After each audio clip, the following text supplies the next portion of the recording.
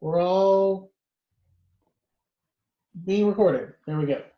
Welcome back to part 2 of making your own prosciutto. When we left off, we had stuck our chicken in the fridge covered in salt, or plans to do that, or whatever. I checked on mine this morning, but I haven't looked at it since, so it should be, well salted and a whole lot of oozy goozy, salt slush all around it. So that's what we're going to do, is we're going to grab that. So we're going to do the steps we're going to go through tonight. We're going to rinse all the salt off of the chicken and then dry it off really, really well. And then we're going to set them out and look at them. We're going to mix up our herbs and spices that we want to put on our chicken. And like I said before, that is entirely up to what you want.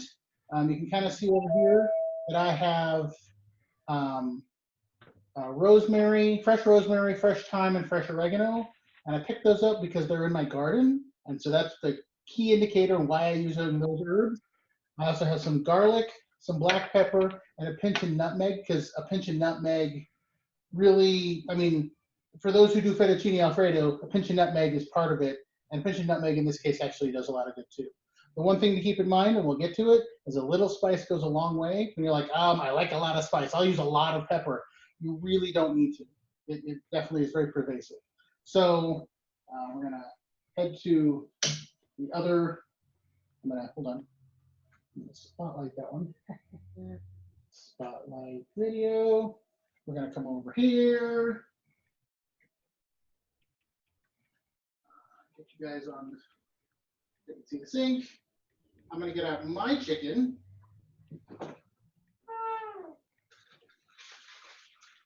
Which looks great. That's what my chicken looks like. It's all crusty and slushy and excellent. That's what I want to see. But before I mess with that, what's the input say? Wash your damn hands. So, I'm gonna wash my hands, sing the song. If you're happy and you know it, wash your hands.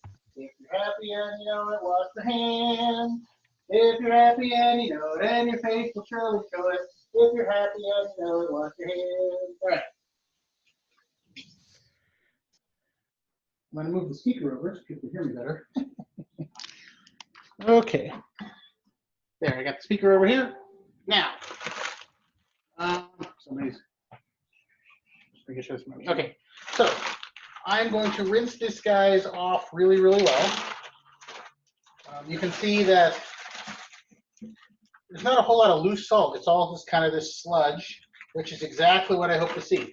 That means we've taken a lot of liquid out of this chicken. It feels a lot firmer too, and that's good. That's really what we want in this. You can see it's kind of shriveled up. And we've taken a lot of the moisture out of it as a good starting point. All right. Got the salt off. Now to dry it off, and I'm actually going to use an honest-to-goodness towel because I really want these guys dry. At this point, I really want to make sure that I get as much moisture away from these guys right now as I can. And it's just a towel, right? It's clean. Here we go.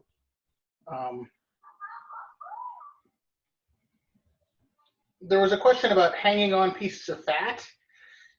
Somebody asked me at one point last night, and this kind of stuff, you can leave it on, you can take it off. It doesn't really, it sucks up flavor, but on chicken, it's whatever your preference is. Hey, Brad. Yes. Can you move like your hands a little bit more a little down? There you go. Right. We were seeing like the tail end of the cloth, so. Okay, so there you go. So I'm just drying off. Thank you. Really well. Getting as much moisture off of it as I can.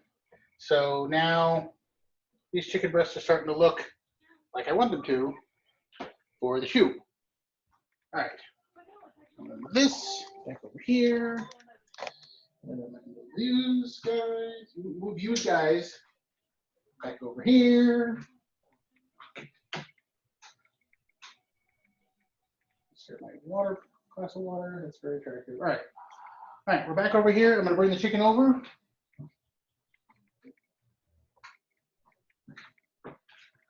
Okay, so these guys, definitely feel a lot less plump. They look a lot less plump. That's gonna be good. And the best part is they're not real thick. One of the reasons we're using chicken thighs and not big haunches of meat is the amount of time it's gonna take for this to cure because it has to get all the way through. Okay, the thinner the meat, like on a chicken thigh, the less time it's gonna take. So there, I've got those guys ready to go. Now it's time for the herbs. Okay, so for me, in order to coat these, you are going to probably need, looking at them kind of ballparky, maybe like a half cupish total to get these guys coated. So I'm going to need the computer to quit. Really, computer? What's it doing? It's not catching up on the video at the moment. Come on, you can do it. Check your phone to make sure it didn't turn off. No, it didn't. It's still on. It's just, there we go. Magdalena said. Yes. Oh, before I forget, I'm going to do it right now. I'm going to paste in the Zoom link for next Monday. I'm not going to make a whole new class for it, but everybody can see it, copy it, put it someplace safe. So next Monday, we'll just all meet and taste if you want to, and I'll get to that. So, herbs time. I've got rosemary, thyme, some oregano, some garlic, some black pepper, some nutmeg. Other things that are good are white pepper, cinnamon, coriander, cumin, whatever you want, right? There's really nothing you can't use. I think, Thea, you picked up a wacky cocoa-based or coffee-based spice flavoring. Espresso. It's not Espresso. wacky. An espresso spice blend. Yeah, and the nice thing is, this doesn't take long. It's not overly expensive. Play with it. You could even do one way and another the other way, and see what you get. See what you like better. Just make notes and be like, okay, the A one was a lot better than the B one, or the B one was a lot better than the A one. I'll try more of that. So I'm just going to take my spices, my herbs, and I'm going to use my handy dandy little tool. If you have a lot of herbs, and you should get one of these tools. I didn't know they existed. Now that I know they exist, I don't know why I've lived that long without one, because it's amazing.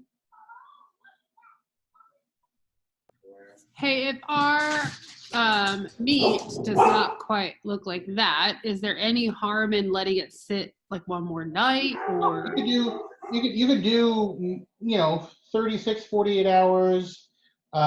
I wouldn't go past 72 for this size of meat, just because then it'll get really dried out without the seasonings involved. And at some point, you're going to really want to make sure those seasonings are part of the drying process. But yeah, if it doesn't feel like it's dry enough, and the key thing here is we need to get all this moisture out, because that's where all the evil, terrible bacteria lives. So err on the side of caution. These guys, it's just a hair soft, but it's really not. So I'm confident in these guys. And like I said, live by my cardinal rule. You take a bite first, and if it doesn't kill you, then you can share it with others.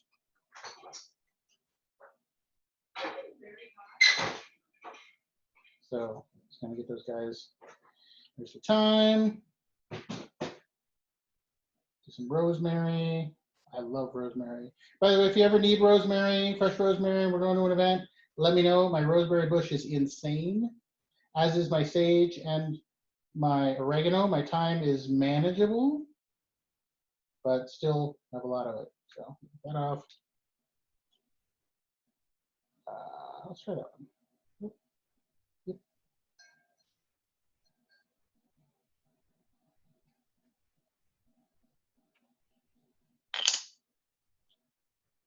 And I did rinse all these ahead of time, just so you guys know. So I'm not, doing this totally stupid. Oh, man, I love the smell of rosemary. I don't know about you guys. And if you're worried about fresh herbs not being able to stick like a powder will, it really does. It does a nice job of because with the fresh herbs, you've got the oils from it that are going to seep in. I just did a quick Google the other day to see what all people put in their prosciutto, everything from juniper berries to cayenne pepper. So homemade prosciutto has whatever you want. Since it's chicken, you could probably get away with using some sage, like a poultry seasoning variation on it. Kind of do like a chickeny spice blend, or soup greens, herb de Provence, you know, anything like that. So I'm getting myself a nice bowl going here of herbs, some oregano. These guys going. That oregano is just super off.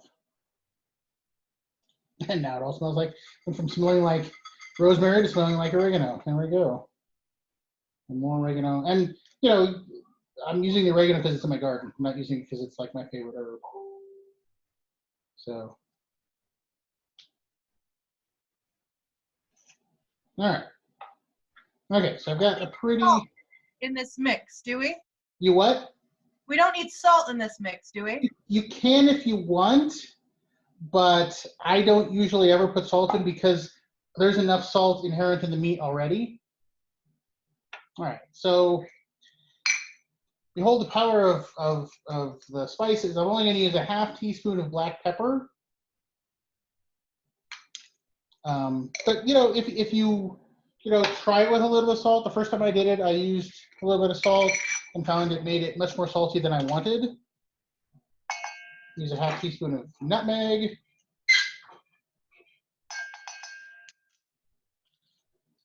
And then, let's see what else I want to put in. I've got the garlic here. We'll use at least a teaspoon of garlic because garlic. And this is I'll do fresh garlic, but this is a powdered roasted garlic. Ta-da, powdered roasted garlic. So that just adds all the good flavors right there. Put that in. Let's see how my mix looks. And it's kind of an eyeball thing, trying to figure out how much I need to coat everything. The nice thing is it doesn't have to stay stuck to the chicken forever. That's what we have cheesecloth for. All right, that's a pretty good mix. I could probably add more if I wanted to, but I think we'll be good, especially because the herbs are kind of bulky. So I'm just gonna start rubbing this on.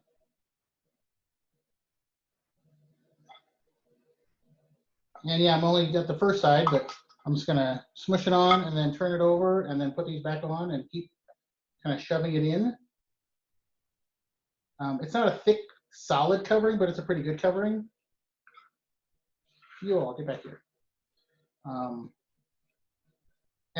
like I said, the leaves do a lot more coverage than just the granular spices, the dried spices. So it's not too bad. Smush it on, rub it in. We want lots of good stuff here.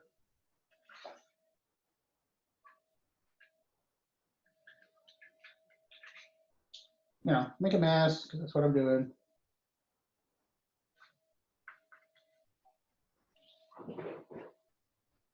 What the heck, use a little more rosemary. Here's a can.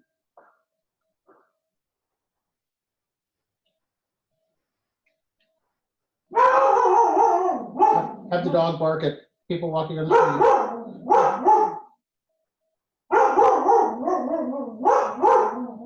Yes, Kira, I know. It's people on the sidewalk. How dare they? All right, so a little more garlic on, because no more garlic. Kira, be done.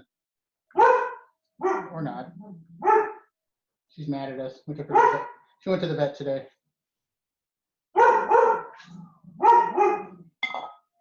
All right, I've got my herbs kind of on there. One more spices to get in here. And, you know, the key thing here is that they're going to spend the next however long, and we're starting it at a week, just getting absorbed. All the flavors getting kind of absorbed into the chicken. The chicken is extra dry. As it dries out, moisture comes out.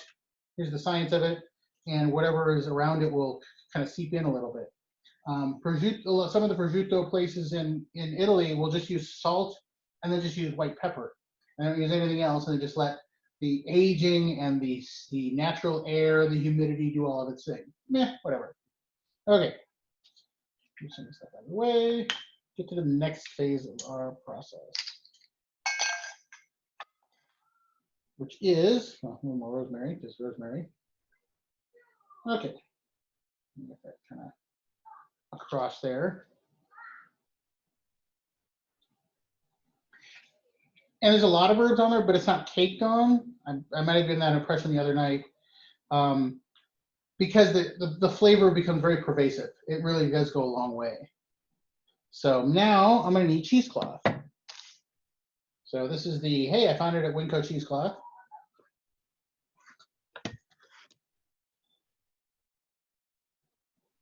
And I'm going to move things around so I have room to work here. Move out of the way, move out of the way. Okay.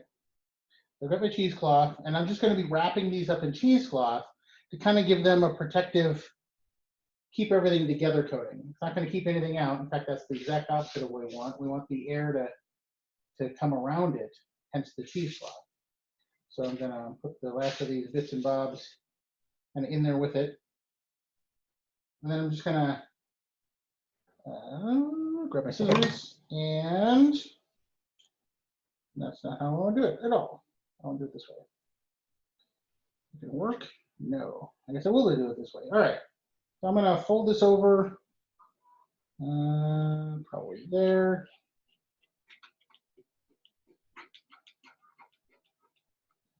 With bigger pieces of meat, it's helpful to do a butcher's knot.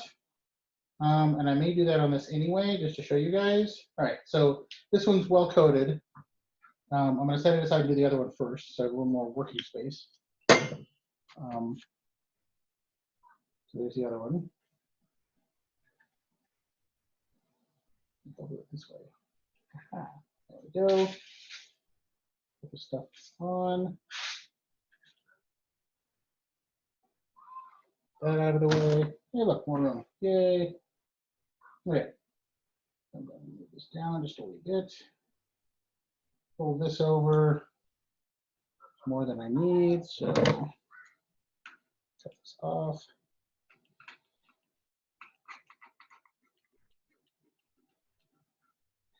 Okay. I cut it twice and it's still too short. I don't understand it. Okay. Pretty well covered up there. That one's a little shorter than I wanted. Dang it. All right. So this is butcher's twine. You can use pretty much any string. They do make butcher's twine. You can buy it at the grocery store. You can buy it lots of places. It's a cotton thread. It's nothing exotic. I'll probably use this much. Probably more than I need. All right. So a butcher's knot is basically kind of doing, a butcher's knot looks a lot like when you wrap a present and you have the ribbons come across around the box and kind of cross each other and go to 90 degrees. That's kind of how a butcher's knot is. So I'm going to start it here. I'm going to come to like here, come around the chicken, and then bring it through like, don't move myself, that. So you can see you can see what I just did there. I just kind of came around into the loop thing. And then I'm going to do the same thing here. The dog's going to bark some more.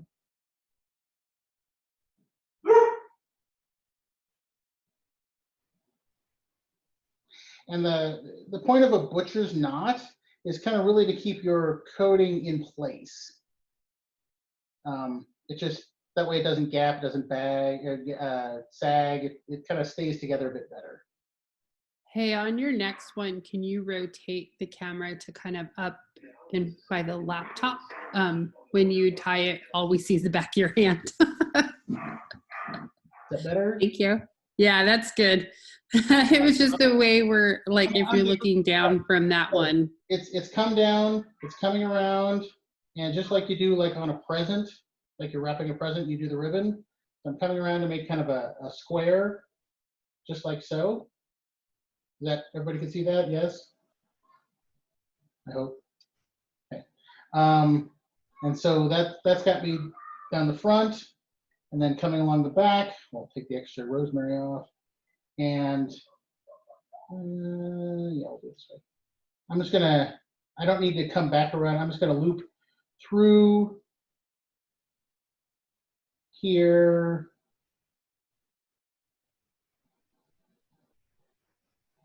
To kind of give it back support along this backside. There's no front or back on this. It just is what it is.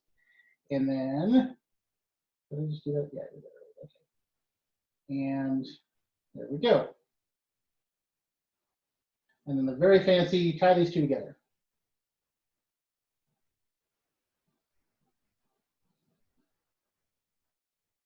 And I'm not doing an exotic knot here. I'm just doing just enough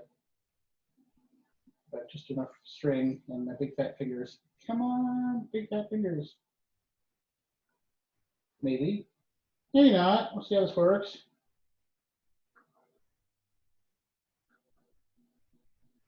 Trying to just tie these two together so they're just together, which may or may not be happening here. Nope. Awesome. All right.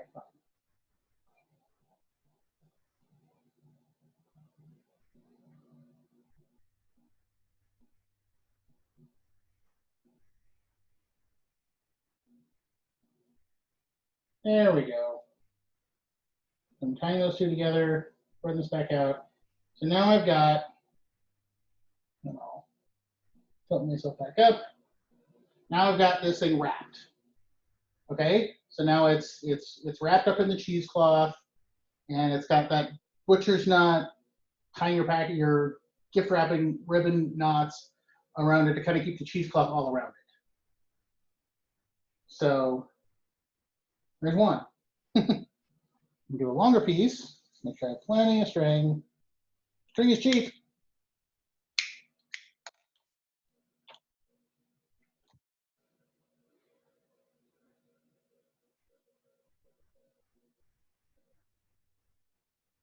And I'll just do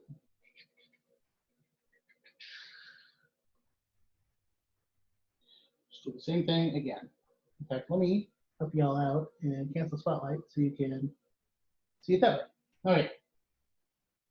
So I'm just going to make sure I have some extra string there. Come around.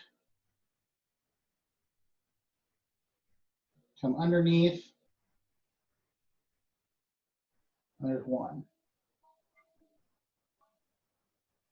Repeat.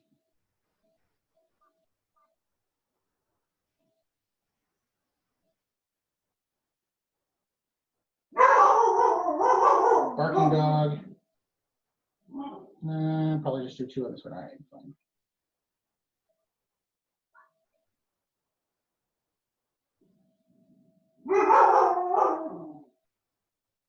So hard being a dog around here. Oh my gosh.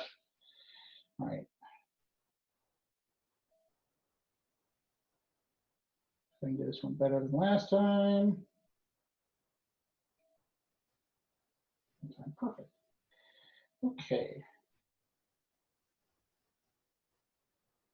Yeah.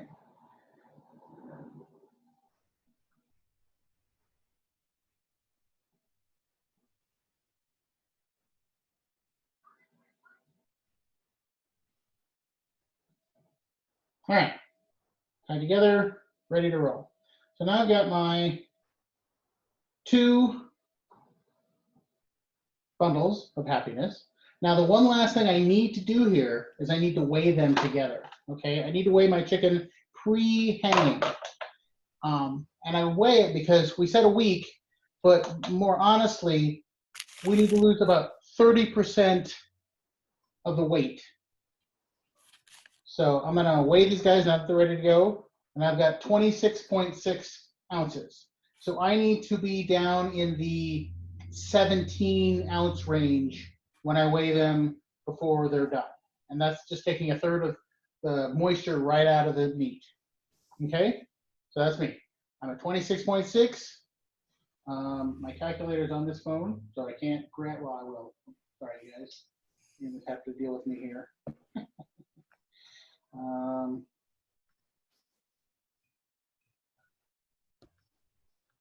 26.6 times 0.7 is 18.6. So I need to be at 18.6.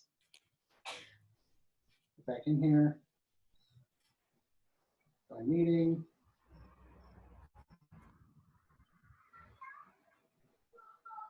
And there we go.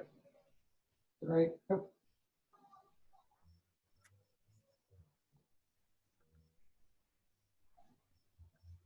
And we're gonna need, hey, look, it's me. There we go. All right, so that's there. And a week is the guideline here, but there's nothing saying we have to be done in a week. Like any aged cheese, meat, scotch, anything aged, wine, it tastes better. So, we could, what I was going to say is that in a week we should try, you can try one of them if it meets weight. And then maybe let the other one hang another week or 2 or 3 and see what the difference is. There is a maximum when it's just totally dried out and it's really not going to be that much fun to carve up. But, age it a little longer. So now we get to the last part of this, and it is right at 8 o'clock, which is to, if you've got the command hooks, you stick them on the wall of inside your refrigerator. Let me do one thing here. Strong audio.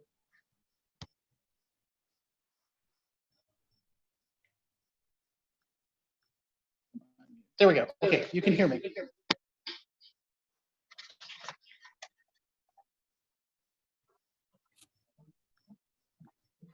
We are currently going down. I assume you can hear me. We're currently going down to my fridge in the basement where I have the command hooks to put everything up. I'm going to ask my lovely wife to move out of the way so I can get into the fridge. Chair. All right. So now y'all can see my handy dandy beer fridge. Ooh. Uh-oh. Just upstairs. Here's the hook. Here's the hooks. You can see the prosciutto from last time still hanging up over there. I'm going to hang these guys up. 1.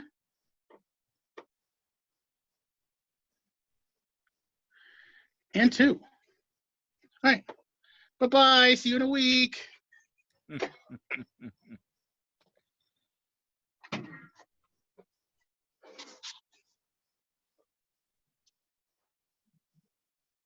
Head back upstairs to where we were. And I'll switch over just a second.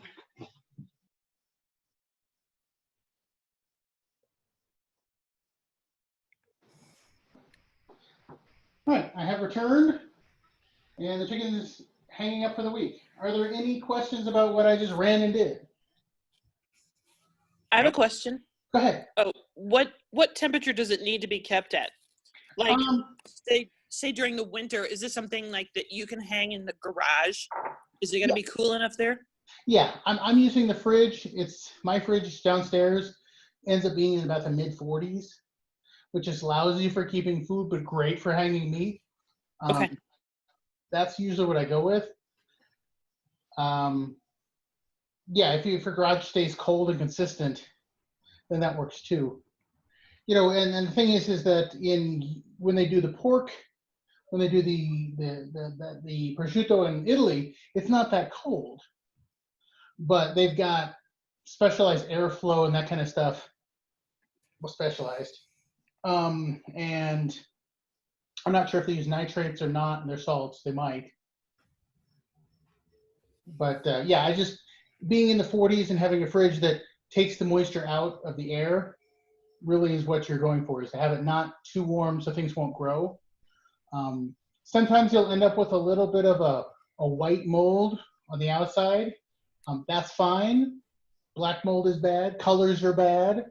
But if you just got a little bit of a white mold, that's not unexpected. And like I said, in a week, the oils from the herbs, it'll dry it out and they'll have moved themselves into the meat. The seasonings will have moved themselves, their flavors into the meat, and we'll hopefully have one of them at good weight, and hopefully both of them, and we'll try one out and we will see what we see. So any questions? Everybody's got the link for next week. I posted it in here. Go back to gallery view. There we go. Okay, then with there's no further questions, those who want to get started this week, yours won't probably be ready by tasting time next week, but that doesn't mean, you know, you can't share your results with us, because I'm happy to hear how it is. Last night I tried a little bit of the prosciutto I made.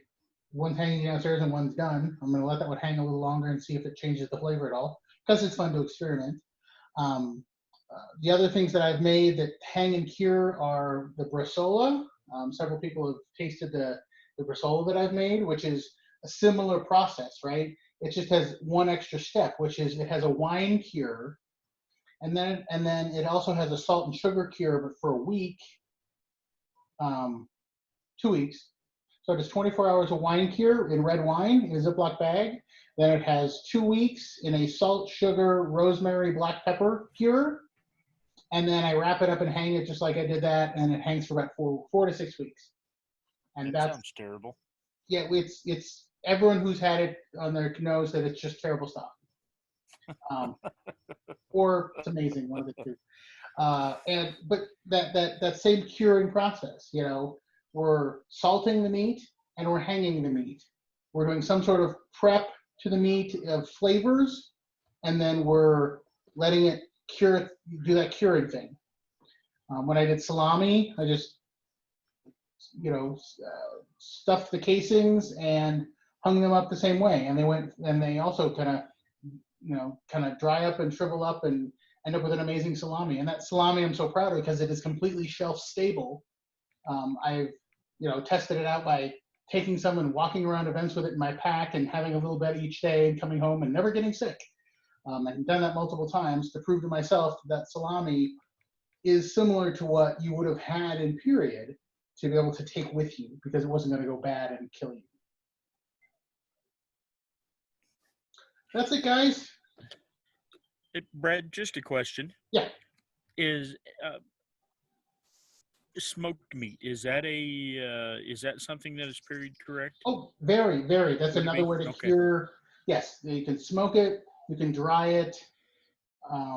Either way, yeah, smoking, there's a whole, in fact, Platina has and he's got a bunch of really good recipes on preserving meats.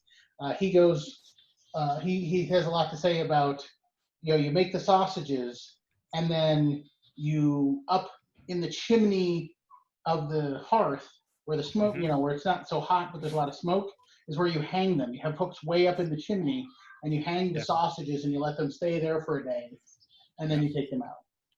Yeah, see, I'm set up for smoking and everything here, so. Yeah, no, there's a lot of really good period recipes on smoking sausages and things like that. So very much so. I'll have to look those up then. Yeah, that's cool. And a last plug for Saturday. I'm teaching a class. If you like seeing me cook and you want to do some more cooking, I'm teaching a make your own Middle Eastern lunch on Saturday.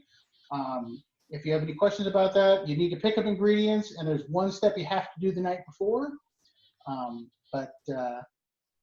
going to make falafel and hummus and toum, and I'm going to talk about the period recipes that those come from. So it's not like we're making a modern Middle Eastern lunch. We're making a period Middle Eastern lunch. It's all the details are in the class description in the Kingdom Collegium. So hopefully I'll see some of you there. All right. Thanks, Brad. Thank